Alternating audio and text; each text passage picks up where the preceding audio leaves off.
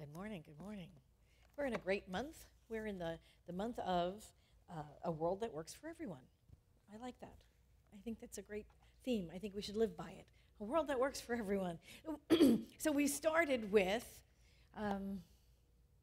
transforming lives, right? We started with transforming lives. We moved into last week practical spirituality. And so today we are revealing magnificence. Because that's really what we're here to do, right? To reveal our magnificence, ours and everybody else's. So in the complete introductory course of In the Science of Mind, Ernest Holmes said this about that. He said, the simplest creature and the tiniest particle of matter are alive with the presence of God. In this living presence, which is the creative spirit in the universe, man lives, moves, and has his being. Not as separated from the universe of spirit, but as some part of it. Man is an individualized center of God consciousness, and each individual is a unique center. No two individuals alike. Each builds up his individual world as he personifies the universal power and presence. What a mystery, and how magnificent. Isn't that wonderful? I just love that. What a mystery and how magnificent. We are individualized expressions of spirit. We are some part of this whole life. Individualized expressions of the power and the presence that created the universe and everything in it and continues to create to this day, right? The power that created the planet created you. I mean, like, that is awesome. When you just stop and think about it, the power that created everything out of itself, out of the same stuff that it's made of, created us. That's crazy. I mean, crazy good. You know, that's really interesting if you think about it, right? Everything is energy. Everything is energy, right? You knew that from high school physics. Everything is energy, and so everything is God, because God is that energy, right? Everything is made of energy. There's nothing else. There's nothing else to make anything out of. So Spirit made everything out of itself, and we are that. Talk about magnificent. Oh, my God. We are some undivided, undifferentiated part of the whole life of God's, which means that whatever God is, we are that. Whatever we think God is, we are that. All those qualities, all those attributes, right? All that whole list up there, and there's more to them. You know, those are just my top 12 favorites, but there's more to them. But all of those qualities, all those attributes of God, they are attributes of us. So we should grow up being these amazing creatures, right? Able to, like, walk on water through flaming oil. I'm going to just do that, you know? We should, right? We should grow up being those beings who can do and have and be everything we desire. And yet, something happens along the way, right? A lot of us are not having that experience of what the amazing creatures that we are. You know, so a lot of us grow up feeling insecure and unsure and afraid and lacking self-esteem and lacking self-confidence and just lacking. That's the word itself, right? The heck happened between then and now, you know? Excuse me. A couple of years ago, UCLA did this study that revealed that toddlers can hear the word no up to 400 times a day. 400 times a day, right? Good grief. Okay, and it's estimated that by the time we are 17, we will have heard the phrase, no, you can't, 150,000 times, right? Compare that with, yes, you can, which you will have heard about 5,000 times in the same amount of time. Okay? Negative much? It's like, no wonder why we reach a certain age and we're unsure of our abilities, right? You're unsure of our abilities. We're unsure of what we're doing. We don't feel good enough. We don't feel enough, just enough. And when we have the not good enoughs, we do feel safe playing small, right? Like, I love the piece that Marianne Williamson wrote. We do feel safe playing small, blending in, right? So nobody will notice us, be part of the background, because we're not feeling enough, right? We buy into other people's opinions of us as if they were facts. or truth, right? So growing up, and you know, it's really interesting. I was thinking about it, and I thought, growing up, it was our uniqueness that was most made fun of, right? It's like our uniqueness was used as a criticism against us. Those things that made us uniquely us, right? Curly hair was laughed at, you know, the spaghetti hair kids. The tall people, the real tall ones, right, were always picked on, trees and whatever else they were called, or the short people, you know. Short stuff, short cake, short stack, whatever, you know. And then you had to go back with, you know, like good things come in small packages, you know, so does poison. Anyway,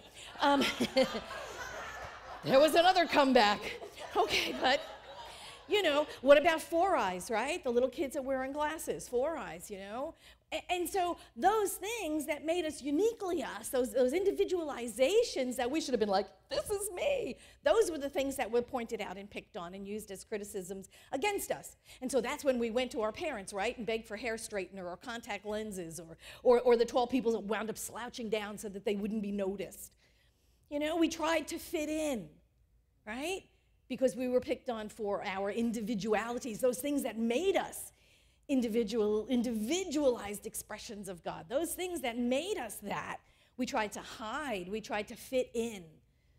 And the question you have to ask yourself is, why are we trying to blend in when we were meant to stand out?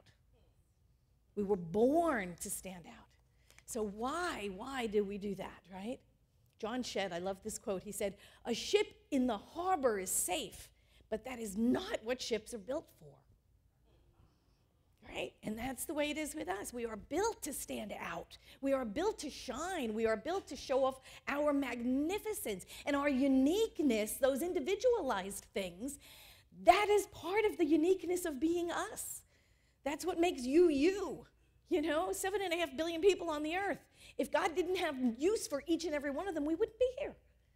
There's a reason you were put together with all the ways you were put together and all of the qualities that you have. It's like we're all cakes, but individual, you know? Same ingredients, just in different amounts, in different ways, and we come out looking entirely different, but we're all made of the same stuff. We are all God's stuff. We were created, individualized, no two alike, different from the way anyone else is. And so what we do, what you do, the way you do it, no one else can. No one else can. Because you're an individualized expression. So if we let the opinions of other people stop us from living our divine heritage, we're cheating ourselves. We're also cheating the world. You know, it's like a tree choosing not to bear fruit in season because it's afraid of what the other trees are going to think of it. You know, it's ridiculous. We are here to display that uniqueness, our individuality, the way in which we are different from everybody else. And I'm going to go back to that quote from Marianne Williamson, right? Where she said, our deepest fear, what? It's our light, not our darkness. I think that's how it starts. It's our light that our darkness that most frightens us. Our deepest fear is not that we're inadequate, but that our deepest fear is that we are powerful beyond measure. Right? We are afraid of that because what happens when we let that out, you know, is that it got picked on and it got stomped on and it got criticized and it got singled out, you know, the poor freckly people. Remember the freckly people when we were all in school? You know, we just like focused on all of those things that made us different. And it is our light, not our darkness, that most frightens us. And I love the part about, you know, who are we to be talented and gorgeous? And of course we are. Of course we are that. Because we are individualizations of the Spirit that has created everything. So it created us. How can that be bad? How can that be anything to criticize? How do you criticize God? God, you're just not God enough, you know. It's like you just can't. So as we let our light shine, we do give permission. That's the end of that quote. You know, we consciously give other people the permission to do the same. As we are liberated from our own fear, our not enoughness, our presence automatically liberates others. So when we're okay with us, when we love the us that we're in, we give permission for everybody else too. We are limitless, creative beings. We are the energy that has driven creation into manifestation. We are that very same energy. That's glorious. That is glorious. We are limitless creative beings. We can create anything, and we create fear of all things. right? And we create fear. Fear keeps us small. When we make the decision to push back and do it anyway, right? Even through the criticisms, even through those little things that people call us, when we push through, even in our fear, we prove the principle, don't we? We prove that principle. I go back to that quote, I think Troward said it first, about principle is not bound by precedent, right? Principle is not bound by precedent, which means the principle of life, the principle that we know of as the isness, the allness of life, is not bound, cannot be limited by anything that happened before it. So you can do something, it could fail. You can do it again, it could fail. You could do it a third time, it could fail. You could do it 100 times, it could fail. And what do? You do it 101 times. You know, if you're driven, if it's your thing to do, if it's your gift to give to the world, you just do it. And each time we go for it, it doesn't matter what happened before, because principle is not bound by precedent, not bound by anything that came before it. You know that story about, I lost it.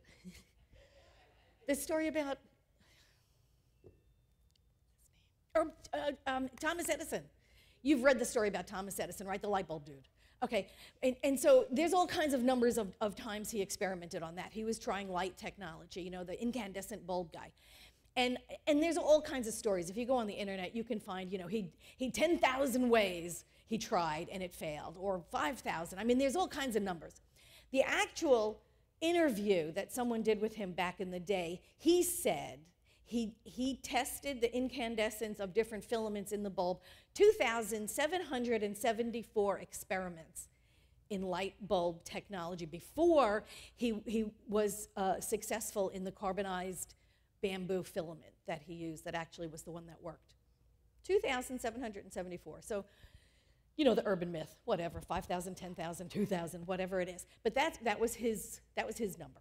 2,771. That's a lot of times to try one thing, to keep going back and keep going back and keep going back, and he did.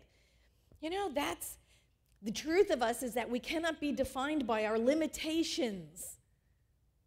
That doesn't even make sense if we are some form of spirit. If we are some undifferentiated power of the universe, it doesn't even make sense to define ourselves by what we can't do. Because there is nothing we can't do, right? We are pure spirit, which means we're limitless. So we feel the fear, okay, whatever. We hear the echo of the critical voice, right? Those childhood things, whether the critical voice were your friends, thanks guys, you know, whether the critical voice were your friends or your relatives or your parents or your culture or your neighborhood, whatever it is, we hear that echoing in our head, but we do it anyway. We do it anyway, because we know we are the limitless spirit in form. Ernest Holmes says, I love this. It was a talk he gave. It was called Beware the Contagious Disease of Anxiety. Don't you love that? I love that. Anyway, he said, what happens to fear when you introduce faith? It no longer exists. What happens to your anxiety when confidence is restored? It disappears as a thief in the night. There is a place in your mind where thieves cannot break through and steal, where darkness cannot penetrate, where fear is unknown. That place within us, that's pure spirit. It knows who we are. It never doubts who we are. That place within us, that is spirit's dwelling right there within these bodies.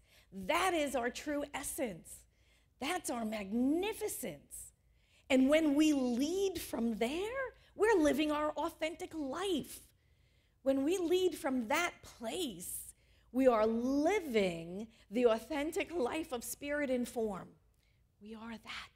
Because our authenticity is that God space within us, that seed of perfection, right? That's the love, that's the joy, that's the warmth, that's the peace, that's the empathy, that is the compassion.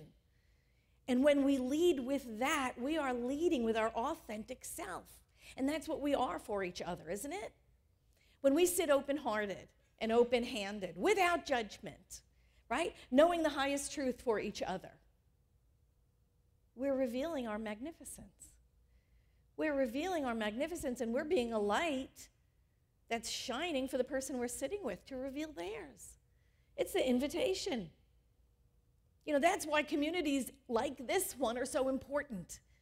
That's why communities like Vision are so important. It gives us the opportunity to be that for each other, to be that supportive person, to sit with each other. These relationships that we create are based on that authenticity. Honest relationships, healthy relationships, sustaining relationships, authentic relationships. When we sit in hospitality with each other and we listen to each other open-hearted, without judgment, we're not just sitting there going, God, I wish you would just shut up so I can give her some of my, my wisdom. No, we're sitting with the idea of understanding, of not the idea of, I just wish they would just stop talking so I can share my wisdom with them, Oh, no, we're not doing that. We're just sitting open-handed, open-hearted, listening with understanding, listening to understand. That's it. That's why these relationships that we build in communities like this are so important for us. It gives us, we are that. We are God expressing for and with each other. And we're allowing Spirit to express through us. We're allowing love to lead.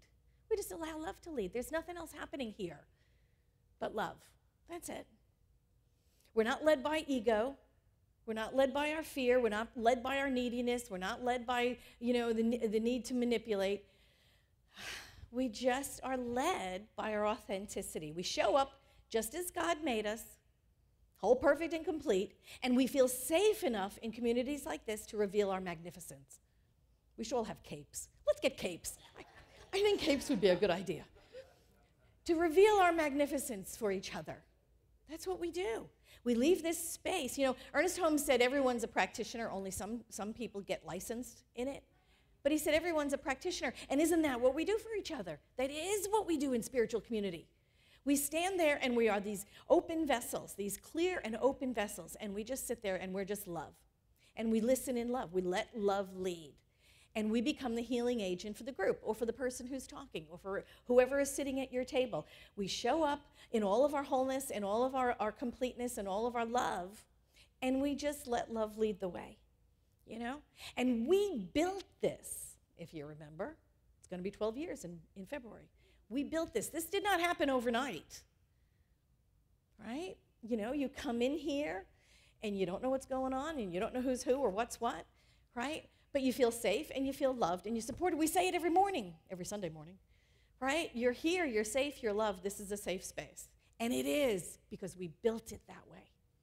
We built it that way because we were brave enough to stand in our authenticity, warts and all, freckles, shortness, whatever, and know that we were absolutely unconditionally accepted.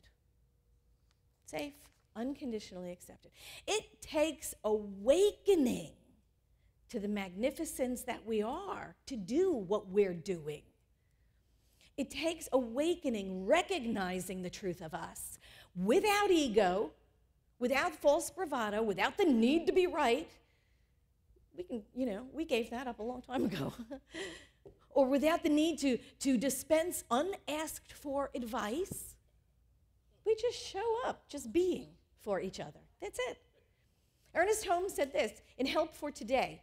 He said, people with spiritual self-reliance have a deep conviction that they are attuned to the infinite intelligence and that they are one with the all-knowing Spirit.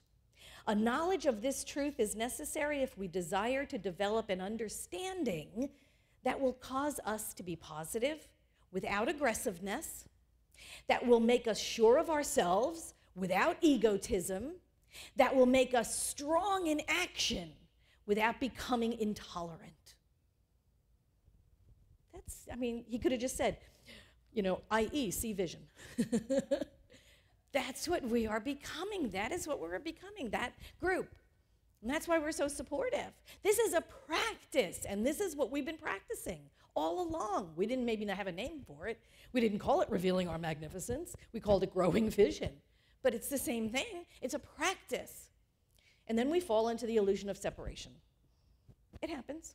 We fall into the illusion of separation.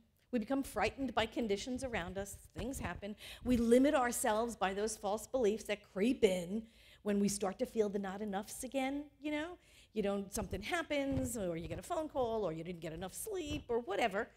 You get a case of the not enoughs. Anybody? Okay. Or the not worthies. It happens. I'm losing my mic. It happens. But we get that, right? We get that. We have a bad day. We have an off day. We're not feeling our magnificence. We're feeling something less than that. And then we break promises to ourselves. That's when we break promises to ourselves. When we forget who we are. We start out on this great exercise plan, don't we? I'm going to exercise every day. I'm going to get my 10,000 steps in. I'm gonna. And then all of a sudden we have a bad day and we don't do it and we go, oh, crap. I knew it wasn't going to work. That's when we have forgotten who we are. That's when we have forgotten who we are. When we forget that we are the magnificence of spirit and form, when we forget that, that's when we break our promises to ourselves. So we have to remember again. We go back to remembering who we are. We have to rely on faith to get us there. Faith in the invisible realm. Faith in things still unseen, but with the conviction they're on their way. They're showing up. My good is my God is my good. Or Emma Curtis Hopkins.